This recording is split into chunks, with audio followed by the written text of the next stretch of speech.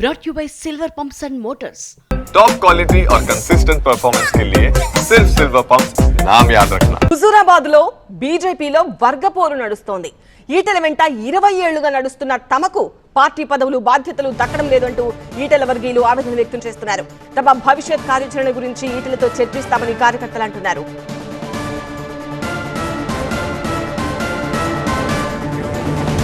రెండు మూడు రోజుల నుంచి ఈటెల వర్గీయులు రహస్య సమావేశం నిర్వహించుకుంటున్నారు.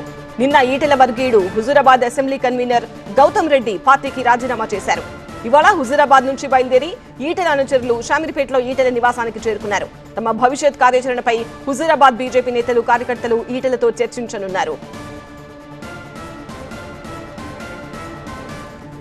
షామీర్పేట దగ్గర ఈటెల నివాసంలో ఈటెల అనుచరుల హడావుడి మనం చూడొచ్చు. ఒక్కసారిగా హుజూరాబాద్ నుంచి చాలా మంది ఈటెల అనుచరులు కార్యకర్తలు భారీగా ఈటెల నివాసానికి తరలి వచ్చారు. 2-3 రోజుల నుంచి కూడా వీళ్ళంతా వరుస సమావేశాలు నిర్వహించుకున్నట్టుగా తెలుస్తోంది.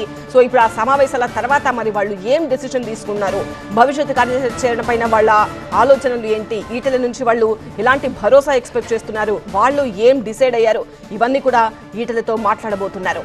ఈటెల నివాసం దగ్గర దృశ్యాలు చూడొచ్చు. చాలా మంది కార్యకర్తలు హుజూరాబాద్ నుంచి షామీర్పేటలో ఉన్న ఈటెల నివాసానికి వచ్చారు.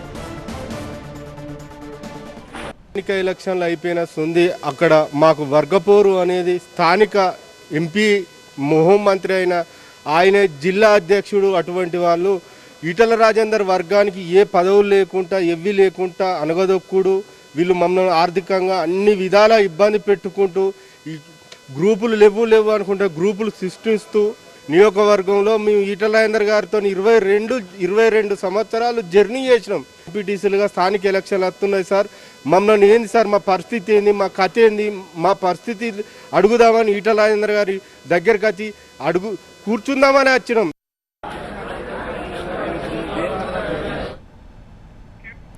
ఈటెల ఇలాఖాలో ఏం జరుగుతోంది మా ప్రతినిధి ఎలెందర్ అడిగి తెలుసుకుందాం.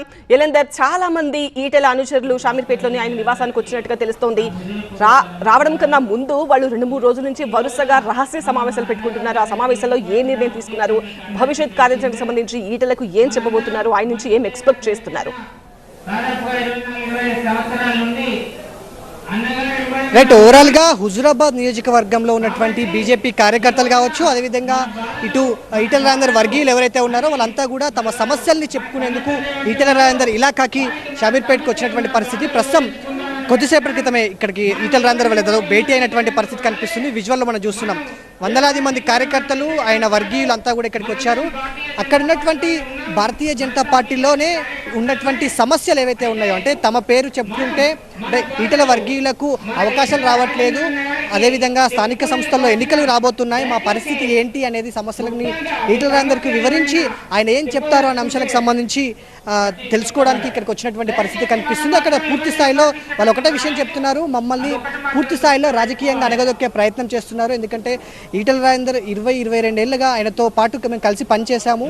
సో ఆయన బీజేపీలోకి వస్తే మేము కూడా బీజేపీలోకి వచ్చాము. ఇక్కడ ఉన్నటువంటి పరిస్థితుల్లో మాకు ఆయన వర్గీయులు ఆయనను కలిసినట్టు ఫోటో ఉన్నా కానీ మాకు ఇబ్బందులు పెట్టే విధంగా, రాజకీయంగా అనగదొక్కే విధంగా మాకు సమస్యల్ని క్రియేట్ చేస్తున్నారు అక్కడ ఉన్నటువంటి స్థానిక నేతలు. సో ఇటీవలే బీజేపీకి సంబంధించినటువంటి అసెంబ్లీ ఇన్ఛార్జ్ గౌతమ్ రెడ్డి కూడా ఇటీవల రాజీనామా చేసినటువంటి పరిస్థితులు ఉన్న నేపథ్యంలో పూర్తి స్థాయిలో గత 2-3 రోజులుగా అక్కడ రహస్యంగా సమావేశాలు అయితే జరుపుకుంటున్నారు కార్యకర్తలు అంతా కూడా, నేతలంతా కూడా. సో ఇప్పుడున్నటువంటి సమావేశంలో ఈటెల రాజేందర్ వాళ్ళకి ఎలాంటి దిశానిర్దేశం చేయబోతున్నారు, వాళ్ళకి ఏ విషయం పైన క్లారిటీ ఇవ్వబోతున్నారు అంశం మాత్రం చాలా ఉత్కంఠగా ఎదురు చూస్తున్నటువంటి పరిస్థితి కనిపిస్తుంది.